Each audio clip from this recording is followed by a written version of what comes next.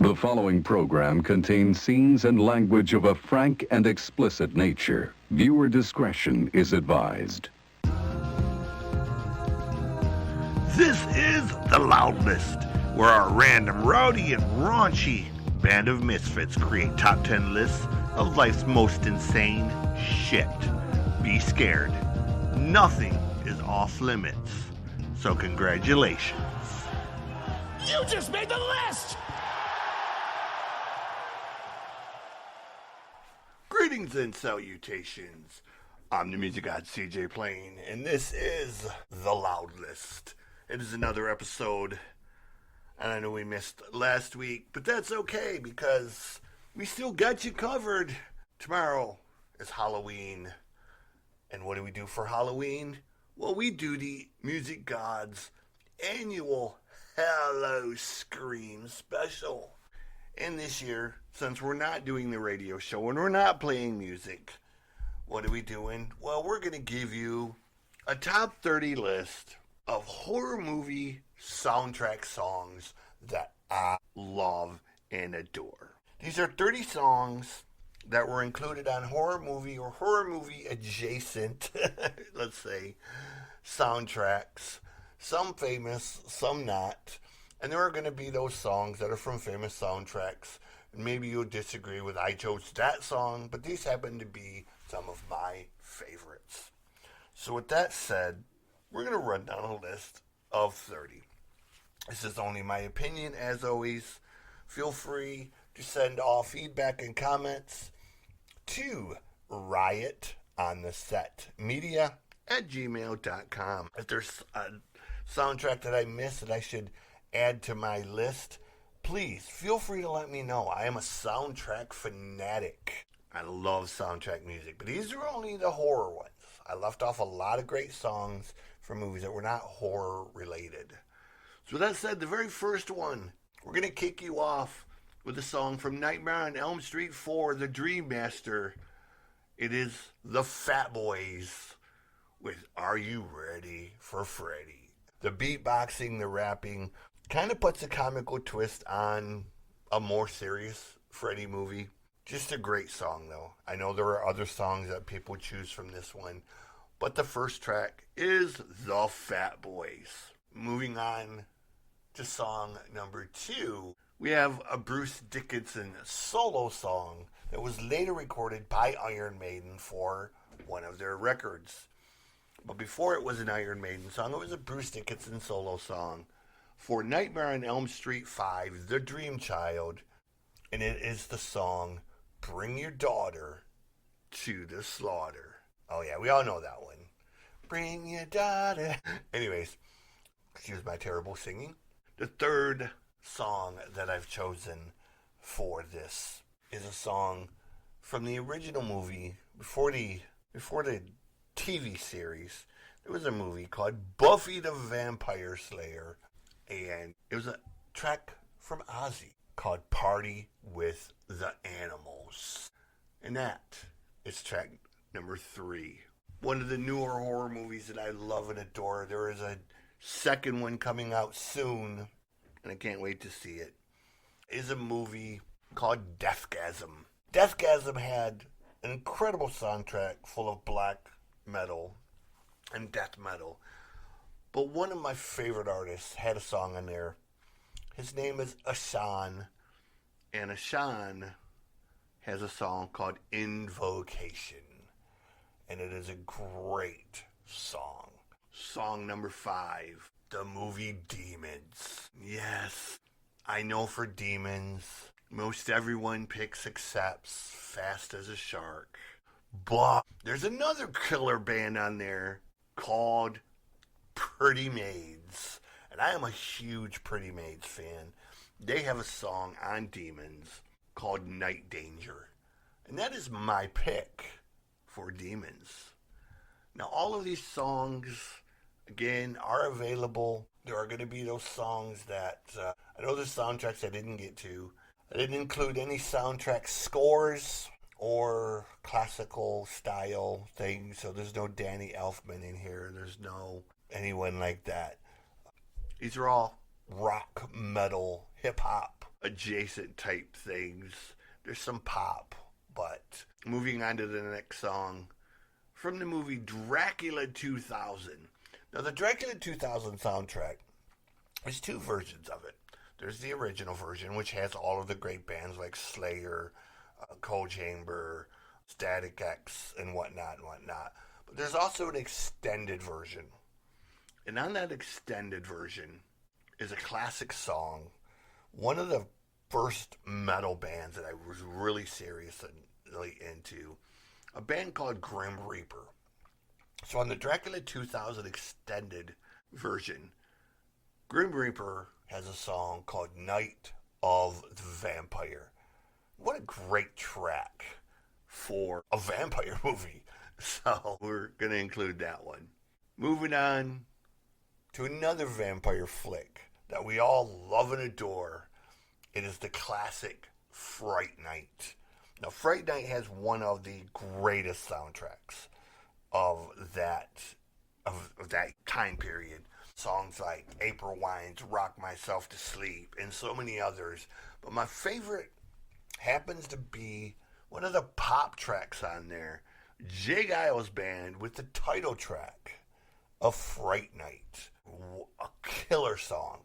Kind of tongue-in-cheek. Has almost an Oingo Boingo type of vibe to it. The next soundtrack we're going to talk about is I Know What You Did Last Summer.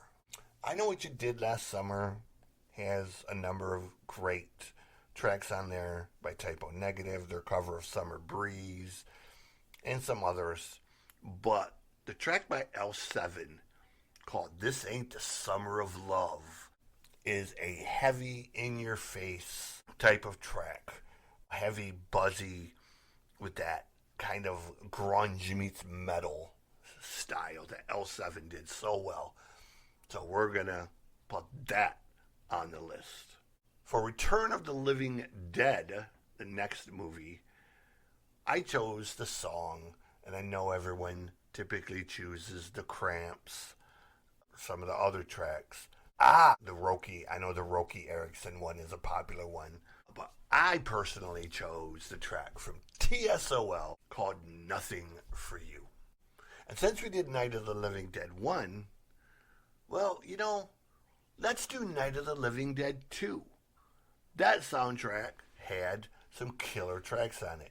Two of them by a great band named Anthrax. The first track being the I'm the Man.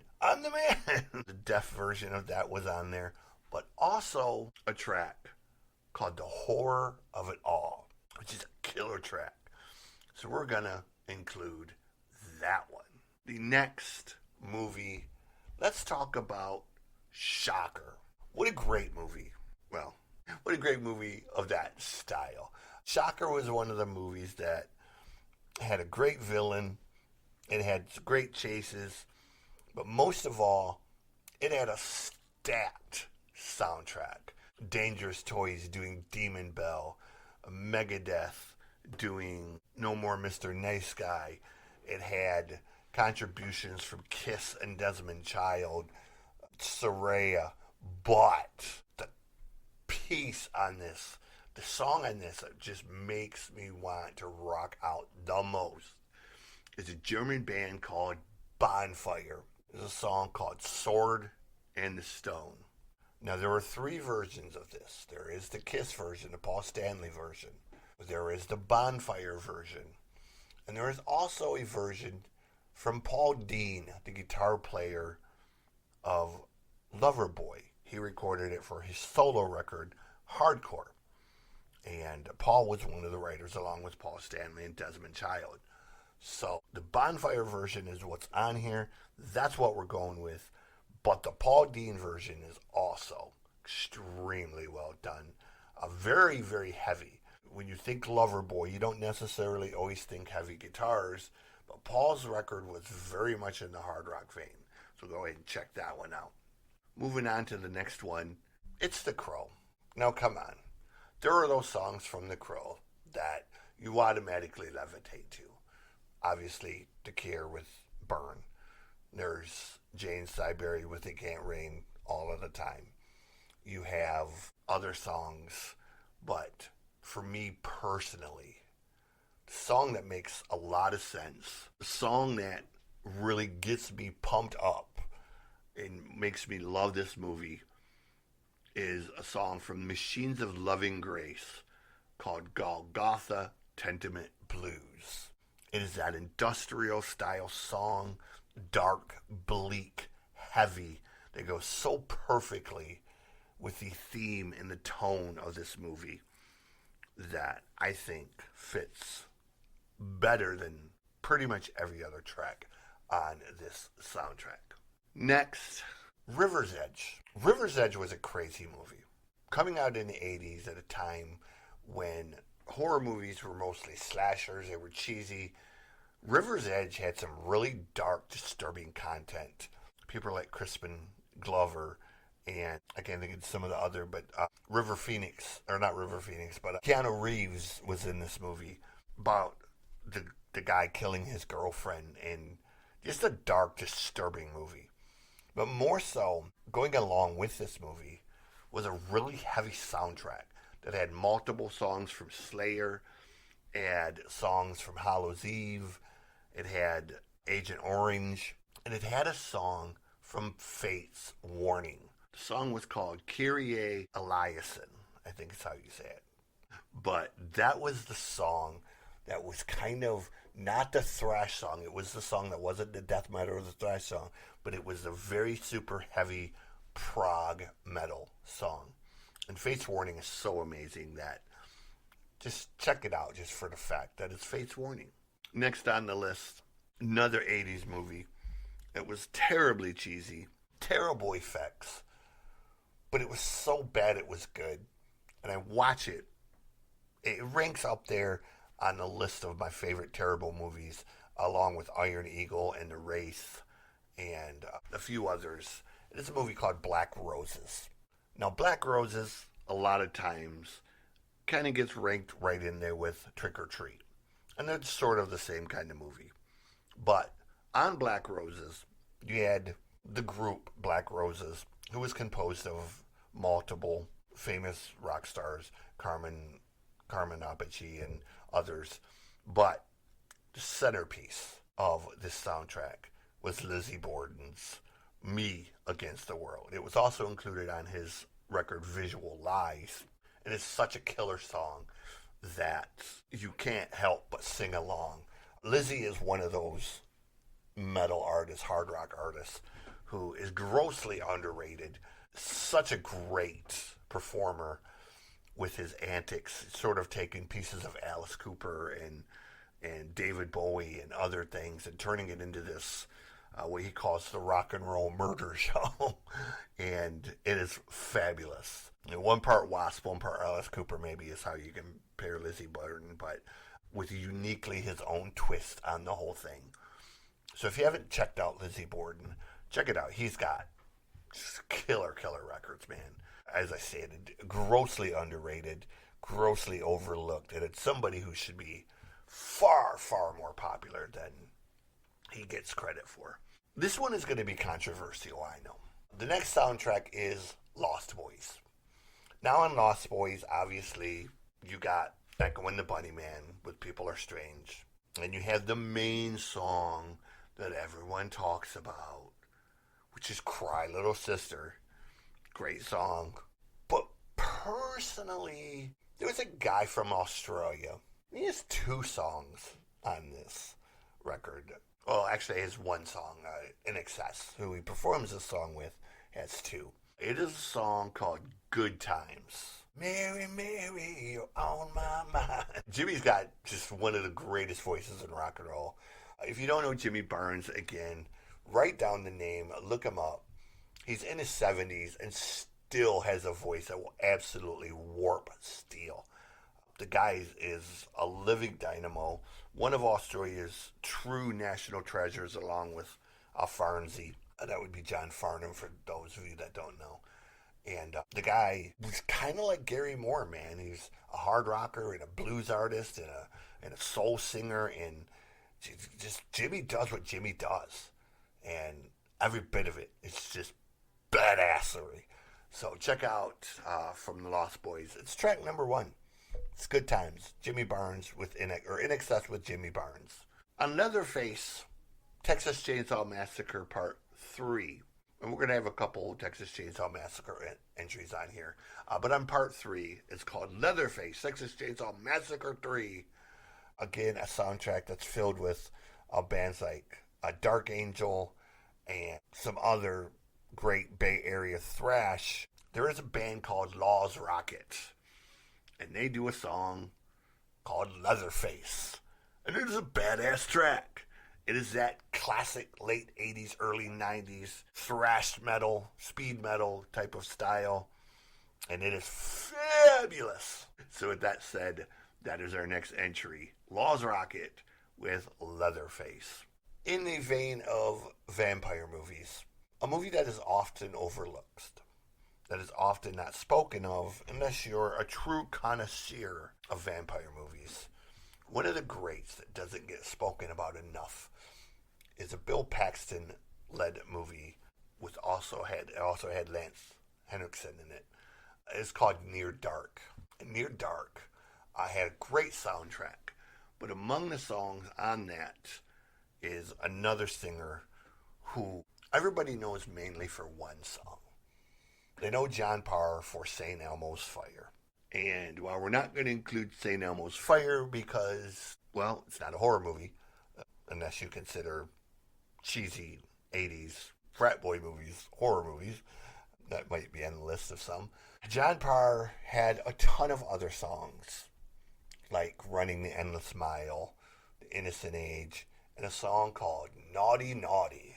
And Naughty Naughty is on this track, or is one of the tracks on this list, because it's a badass kind of sort of pop song in the Bryan Adams, Billy Idol, Richard Marx vein, I guess, of songs. But John kind of did his own thing and still does. John is still performing today and still sounds amazing. So check out John Parr.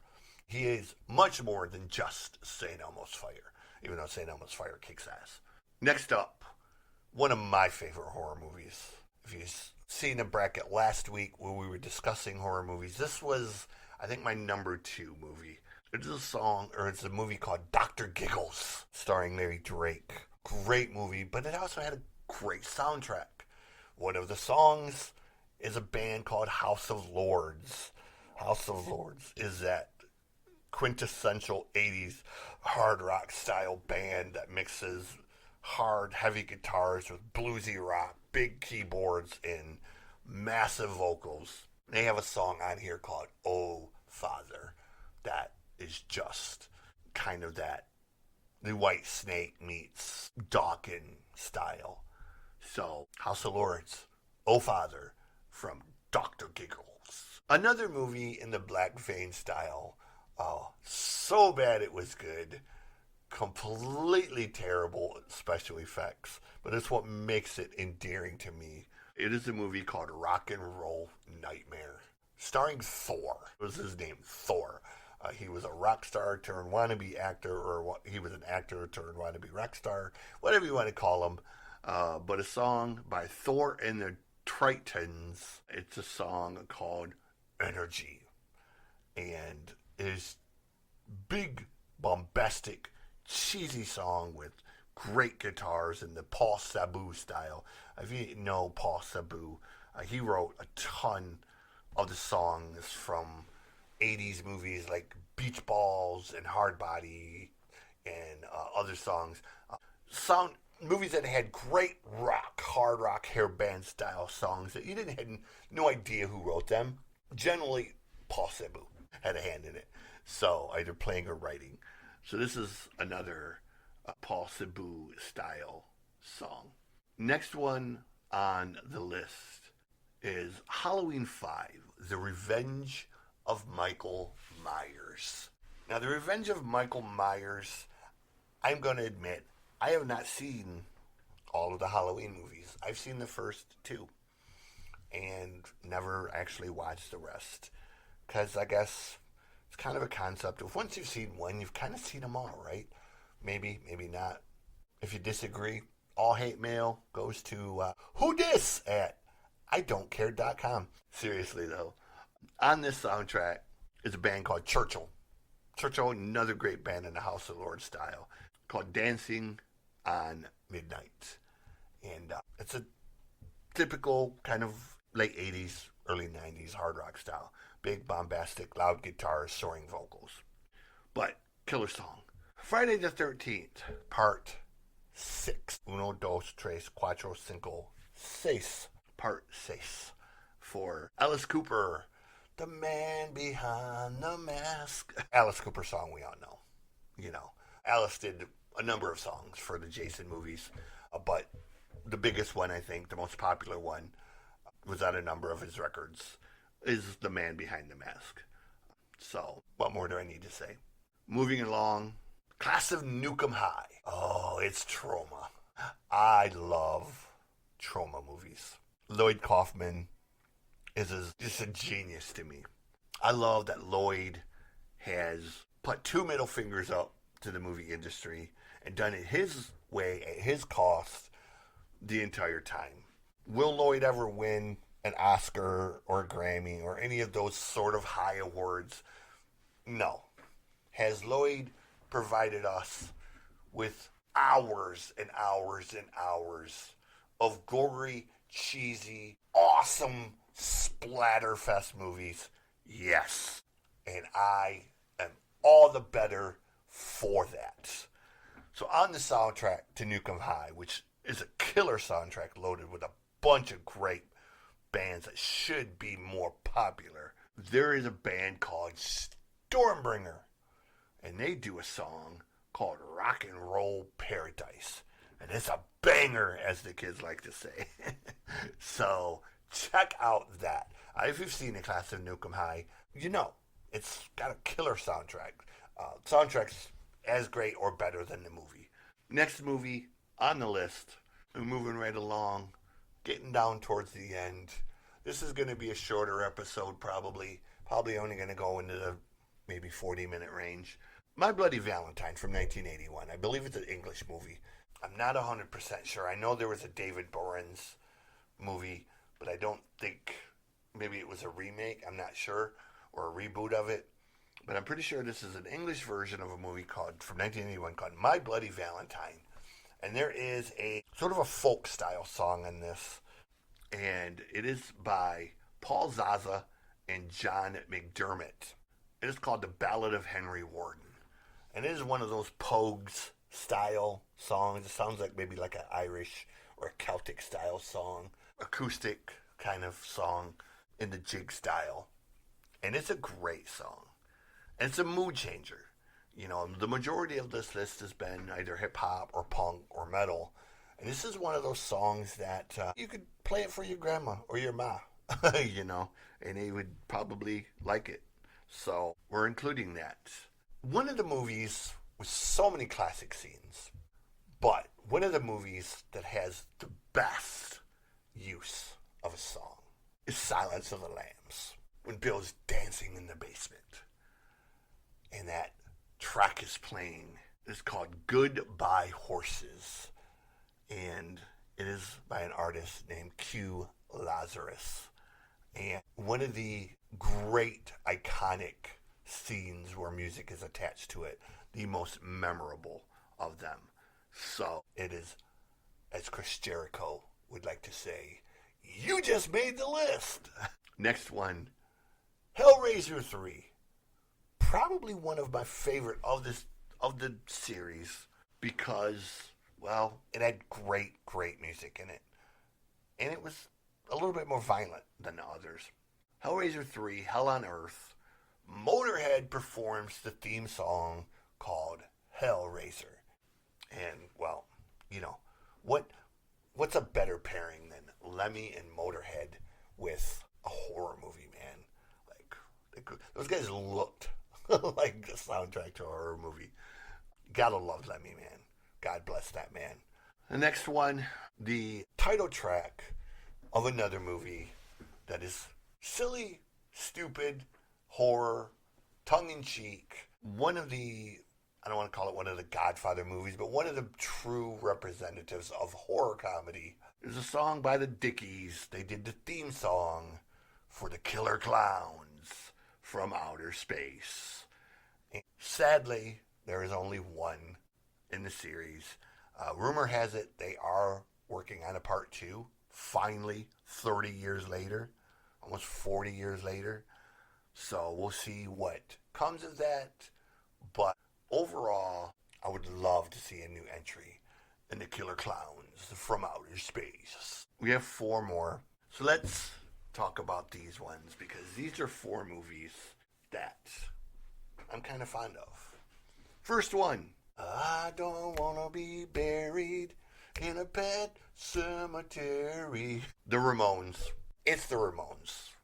You know, somebody said to me recently, if you've heard one Ramones song, you've heard them all. And while I don't think that's necessarily true, they released a record back in 89, I think, or 90, called Mondo Bizarro, and it had this song on it. It's the Pet Sematary theme, or it's the theme song from Pet Sematary.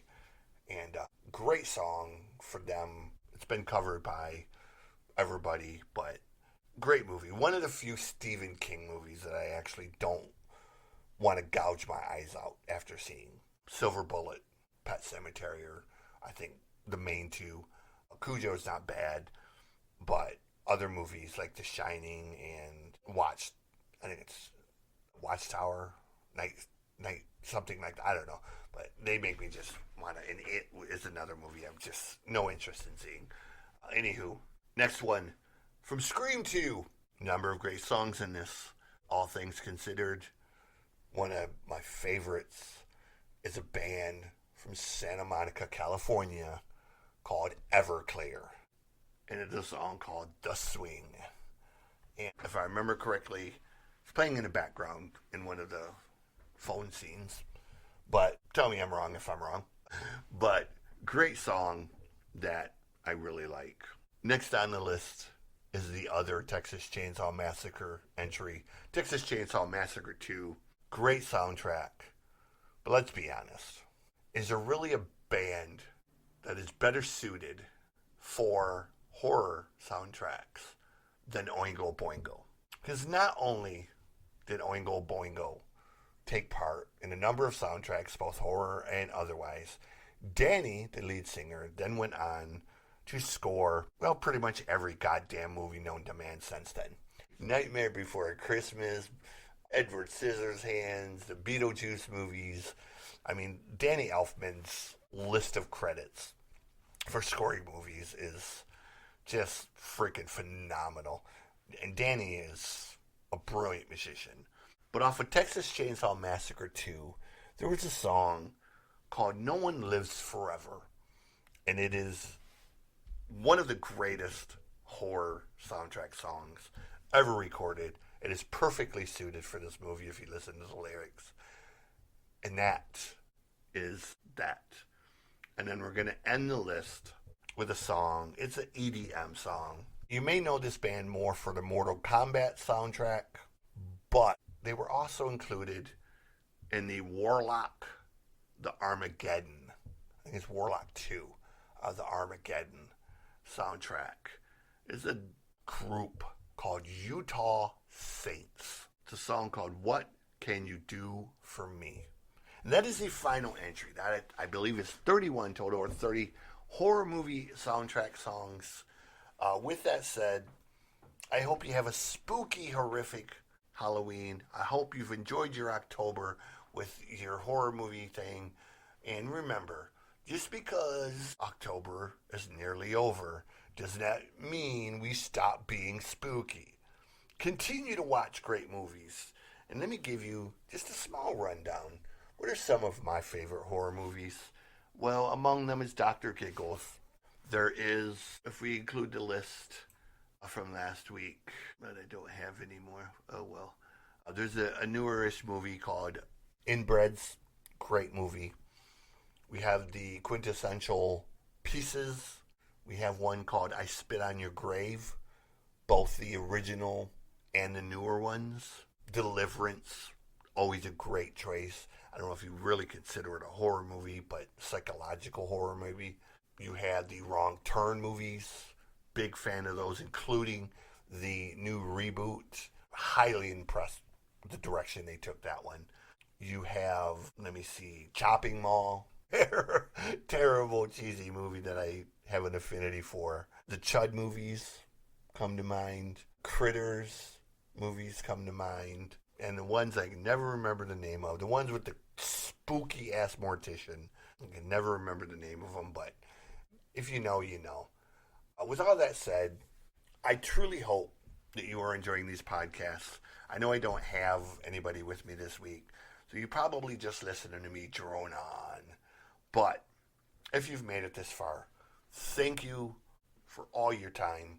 If you want to be a part of this show, then please contact me at riotonthesetmedia@gmail.com, and we can create a top 10 list for anything you want. And we got some bangers coming up, including an idea that is going to really piss some people off.